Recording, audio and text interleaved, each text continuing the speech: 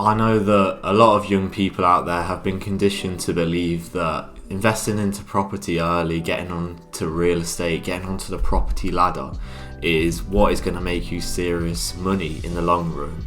And I definitely thought this myself. I went to university and studied a degree in real estate with the intention of learning how to invest in property. How could I make a lot of money from property? I've always seen it as quite a way to make a good amount of passive income, which is something that's spoke about heavily. But over the last few years, I've had kind of a different outlook on property. Something that I've always been fascinated with myself. I remember being a lot younger and I would have my own estate agents. I would like draw properties and list them and have all the features. So it's something that I've always been interested. So I feel like I've got a reasonable amount of knowledge on property. And if you're from the UK like myself, you have probably seen how expensive it even is to get onto the property ladder. I will show you a few examples of something that you could probably buy for around 250,000, £250,000. It's probably not going to be something that you even like. And I'll show you in my hometown, which is Leicestershire in United Kingdom. And I've created a very just basic spreadsheet I'm going to put on the screen for you now of what the likely scenario would be if you were to invest in a buy-to-let property in the United Kingdom. So first of all, we'll start with if you were just to buy a property with a mortgage, which pretty much any young person would have to do. And you're going to have to, putting down a deposit is something that you're going to have to do. And this is likely to be between 15 and 20% of the property price. So say the price is 250,000, you're probably going to need a deposit of 20%, which would be 50,000, which first of all is a very large amount of money for most people. I'm 22 myself, and even people who are a lot older than me, up to 30 plus, a lot of people don't just have this spare amount of money which they can just put towards investing in a property. It was a lot more simple back in the day. You would need maybe 5,000-6,000, if that, to kind of get your foot in on the property. So it's very difficult now, and that's the first point that I want to make. But then you're going to have a mortgage of maybe 200,000, which you will pay off a certain amount, which I've worked out the average is around £664 a month. It's going to take you a long time. A lot of people end up paying like their mortgage off for their whole life, so it's kind of like having a debt like tied around your neck.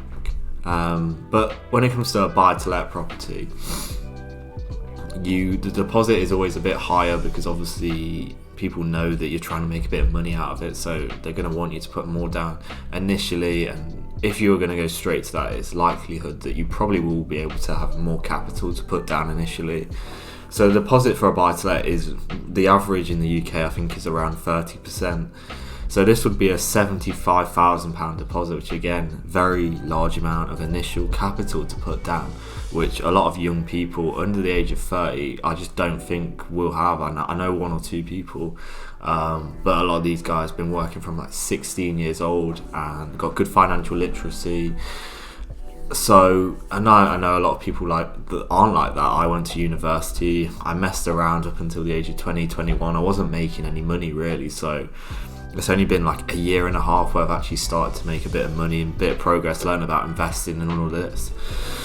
But back to what I was saying, mortgage, you're going to have to pay around £660 a month.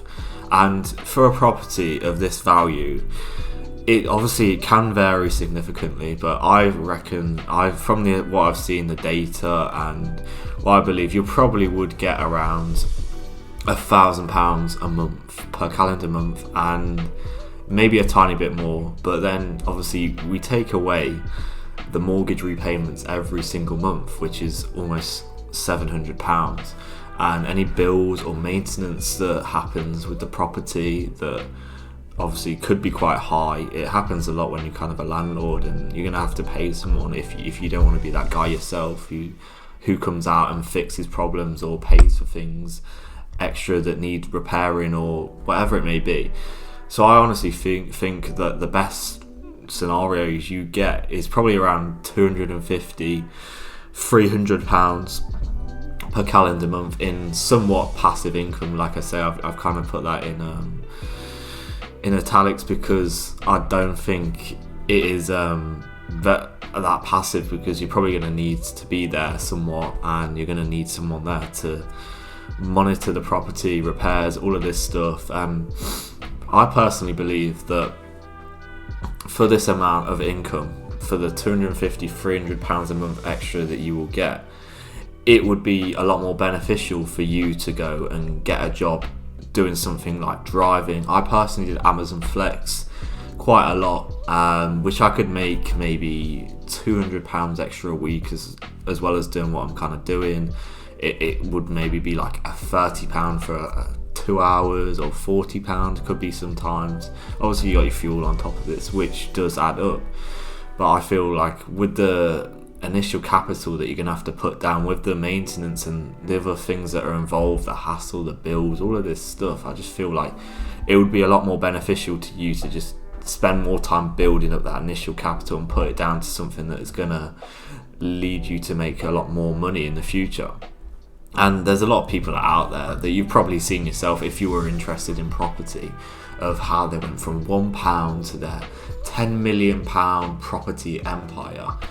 And you will see from the spreadsheet that I just have shown you, which is very basic, I know, but is something that I've just plugged in, which could be used for the masses, which is what a lot of people would kind of be on without inheriting money or coming from a background of property or being in that type of industry where they have a superior knowledge to the average person. You can see that it's not really a good investment when you're going to make £200-300 extra a month from what you're earning, with maintenance and just a bit of a headache involved, when you could, like I say, go get a driving job for that extra money and probably a bit more, which is completely stress-free.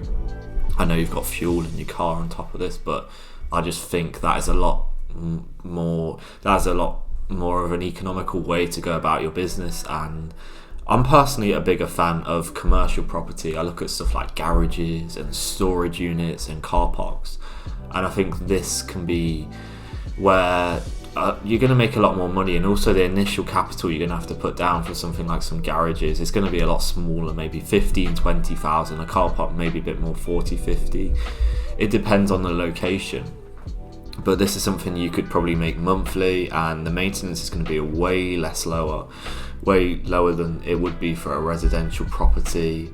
So I just think that is a lot more beneficial, and something that if I'm going to go into property, real estate myself and investing in that, then I'm a lot more likely to go down the commercial route.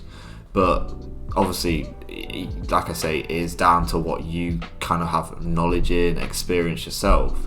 When it comes to investing money, the vast majority of my money I choose to put in the S&P 500 and crypto. And I'll show you a basic example. I use this website called MoneyChimp, which is a good example that you could go in and plug some numbers for yourself. But let's just take a look at this example that I put in, which is if you had the initial capital of 250,000, which you would use. Obviously I put if you've got a mortgage, so it's a bit different, but say you had the initial capital of £250,000, that you've got a lump sum, which is always good for investments. I feel like that's the best way to go, and you add an extra £10,000 a month, then you give this 15 years to grow, an interest rate which is around 8, which is probably quite conservative. It could be 9%, it could be a bit more. Then the value of that money will be over $1 million, which if anyone can get to $1 million, like, then the kind of world is your oyster when it comes to investing. You can pretty much go and do whatever you want.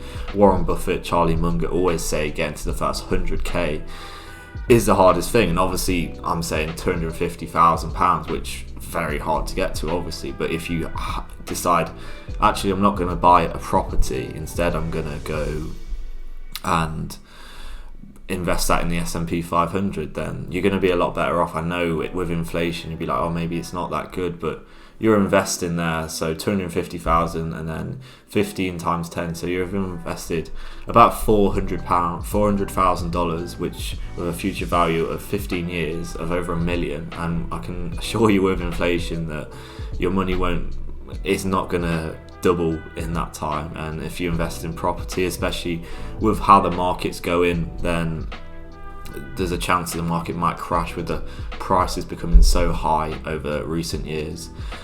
I'll just plug in another number. So say if you just did £75,000, which you would for a buy-to-let, and then you did, let's calculate that. Also, that's 750,000. So 75, you have over $500,000 with adding 10 years, which obviously anyone could pretty much do from just a normal working job. So for me, you'll probably understand that it's a lot better investment. And for someone with not a great amount of knowledge on property or experience, or know anyone with that kind of knowledge, then I think that's the best way to go. But like I say, always make your own decisions for yourself. And when it comes to crypto, something that I like to invest in, I see it's grown a lot over the last few years, and I think it's probably going to be a big way forward. I invest a large portion of my money into Ethereum and Solana, which are two very strong coins. Anyone with a bit of knowledge on crypto will know that. I also invest into some smaller startup coins, which obviously risky, volatile. I understand that, but I know that with the risk involved, it's not going to affect my life if these coins go to zero. That's why I do it. But with crypto, I always encourage, you've got to kind of do some research yourself and be prepared that these coins could go to zero. And I don't think it's an amazing investment strategy. I would definitely advise the S&P 500 over that. But that's my thoughts. Always do your research. I'm no financial advisor whatsoever. Sorry about that, but my camera just seems to keep dying as it decides to. But I just wanted to finish it off. I didn't really want to end all cut out like that. But just take some time to meditate on what works for you, because like I say, residential property might work for you a lot better than it does for me or other people. S&P 500, investing in stocks, shares, crypto, commercial property. There's a lot of options out there, and just take time to really just meditate on what works for you, because it's a big decision, and there's a lot of good options, there's a lot of bad options. A lot of people will tell you a lot of different things, and I think especially with property, there's been a lot of kind of people out there who will tell you this and that, and how you can make a lot of money from property when it might not necessarily be the case. And I think, as I say, from a just general point of view, from a normal person's perspective, it's very hard to make decent money from. So yeah, that's all I wanted to just add. If you want to like and subscribe, that would be greatly appreciated. My personal one-to-one coaching link will be left in the description below. Enjoy the rest of your day, guys. Take care.